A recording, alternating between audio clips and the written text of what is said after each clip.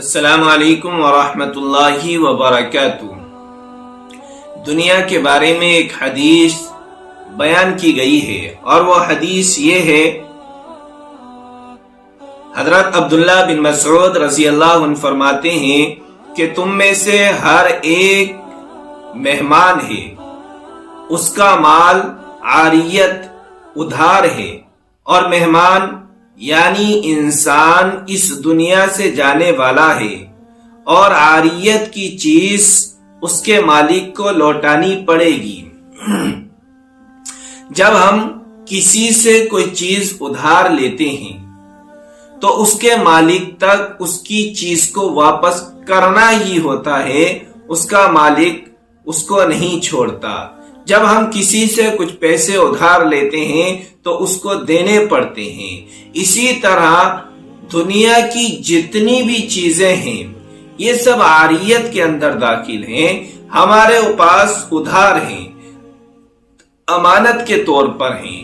ہماری اولاد، ہمارا مال، یہ دولت، یہ تمام کی تمام چیزیں اس مالک کی ہیں جس نے ہمیں پیدا فرمایا ہے، اور ایک دن یہ ساری کی ساری چیزیں ہمیں واپس کرنی ہوں گی۔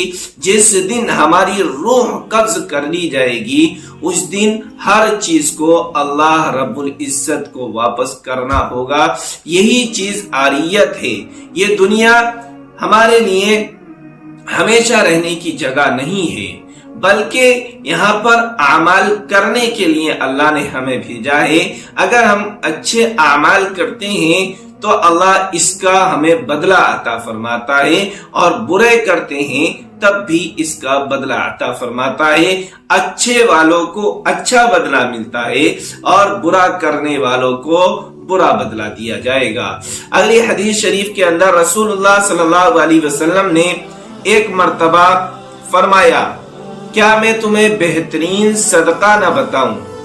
تیری وہ لڑکی جو لوٹ کر تیرے ہی گھر واپس آ گئی ہو، اور اس کے لیے تیرے سوا کوئی کمانے والا نہ ہو، تو ایسی لڑکی پر ایسا خرچ کرنا یہ بہترین صدقہ ہے۔ جس بیٹی کا تو نے نکاح کر دیا اور کسی وجہ سے، کسی مجبوری کے تحت میں وہ بیٹی تیرے پاس واپس آ گئی، اب اس کے اوپر تو جو بھی مال خرچ کرتا ہے، جو بھی پیسہ خرچہ کرتا ہے وہ صدقہ ہے، اور ایسا صدقہ ہے کہ صدقوں میں بہترین صدقہ وہی ہے جو تو نے اپنی بیٹی پر خرچ کیا۔ اگلی حدیث میں اللہ کے نبی علیہ الصلوۃ والسلام بیان فرماتے ہیں کہ جس نے علم کو چھپایا قیامت کے دن اس کو آگ کی لگام پہنائی جائے گی۔ اب اللہ نے اگر تمہیں زیادہ علم دیا ہے تب بھی، اور اگر کم علم دیا ہے تب بھی اس کو دوسروں تک پہنچاؤ۔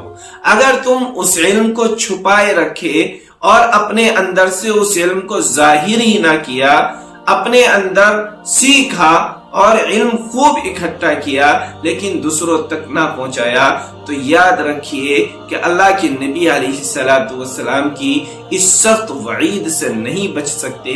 اور وہ وعید کیا ہے کہ کل قیامت کے دن اس کے منہ میں آگ کی لگام لگا دی جائے گی۔ وہاں کی آگ بڑی خطرناک اور بڑی ہولناک ہوگی۔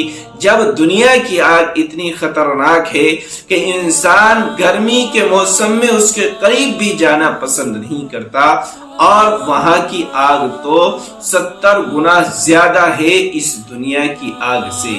جب وہ لگام ہمارے منہ میں لگائی جائے گی تو کیا عالم ہوگا۔ اللہ سے دعا کیجئے کہ اللہ ہماری حفاظت فرمائے، اور اللہ نے ہمیں جیسا بھی تھوڑا بہت جو بھی علم عطا فرمایا ہے ہم اسے دوسروں تک پہنچانے کی کوشش کریں۔ قرآن میں اللہ تعالیٰ فرماتا ہے، ہم نے تم کو ایک قریب آنے والے عذاب سے ڈرایا ہے، جو جس دن آئے گا، جس دن آدمی اپنے اعمال کو دیکھ لے گا جو اس نے اپنے ہاتھوں سے کیے ہوں گے، اور اس دن کافر کہے گا کاش میں مٹی ہو جاتا۔ انسان نے دنیا کے اندر جو بھی عمل کیا، جتنے بھی عمل کیے، اچھے کیے یا برے کیے، اس وقت ہر انسان اپنے کیے ہوئے کو دیکھ لے گا۔ اگر اس نے اچھے عمل کیے ہیں تو وہ اس کو بھی دیکھے گا، اور اگر اس نے برے عمل کیے ہیں تو برے اعمال کو بھی دیکھے گا۔ اور کافر لوگ اس وقت کہیں گے کہ کاش میں مٹی ہو جاتا اور ایسا نہ کرتا۔ کیسا نہ کرتا؟ کہ اللہ کی نافرمانی نہ کرتا، دنیا کے اندر رہتے ہوئے اچھے عمل کرتا۔ یہ کافروں کی بات نہیں ہے میرے عزیزو، ایمان والوں کی بھی بات ہے۔ آج ایمان والے بھی اس چیز سے بہت دور ہوتے جا رہے ہیں۔ جس چیز کو اللہ نے فرض کیا، نماز کو فرض قرار دیا گیا، لیکن ایمان والے، نبی کا نام لینے والے، نبی سے محبت رکھنے والے، اللہ کا کلمہ پڑھنے والے، یہ لوگ بھی اللہ کی نافرمانی کر رہے ہیں، نبی کی سنتوں سے اعراض کر رہے ہیں۔ میرے عزیزو، اگر ہم اچھے عمل کریں گے تو کامیابی حاصل کر لیں گے، اور اگر اچھے عمل نہ کیے تو ہمیں کل قیامت کے دن رسوائی کا منہ دیکھنا پڑے گا، رسوائی کا چہرہ دیکھنا پڑے گا۔ طب نبوی سے علاج۔ رسول اللہ صلی اللہ علیہ وسلم نے فرمایا، پہلو کے درد کا سبب یہ ہوتا ہے کہ جب اس کے اندر درد ہوتا ہے تو انسان کو تکلیف ہوتی ہے، لہذا اس کا علاج اللہ کے نبی علیہ الصلوۃ والسلام نے فرمایا کہ گرم پانی اور شہد ہے۔ گردے میں جب پتھری وغیرہ ہو جاتی ہے تو کولوں میں درد ہوتا ہے، بلکہ اکثر اسی درد کی بیماری کی وجہ سے پتہ چلتا ہے۔ اس کا علاج آپ صلی اللہ علیہ وسلم نے بتایا کہ گرم پانی اور شہد ہے۔ جب بھی انسان کے کولوں میں درد ہوتا ہے تو اس سے پتہ لگتا ہے کہ اس کے پتھری ہے، اور اس پتھری کا علاج اللہ کے نبی علیہ الصلوۃ والسلام نے بتایا کہ گرم پانی اور شہد پیو، انشاءاللہ یہ پتھری تمہاری نکل جائے گی۔ قرآن میں اللہ تعالیٰ فرماتا ہے، تم ایسے عذاب سے بچو جو صرف گناہ کرنے والوں ہی پر نہیں آئے گا، بلکہ گناہ دیکھ کر خاموش رہنے والوں کو بھی اپنی پکڑ میں لے لے گا۔ خوب جان لو کہ اللہ سخت سزا دینے والا ہے۔ دیکھیے، یہ چیز بھی عام طور سے پائی جاتی ہے۔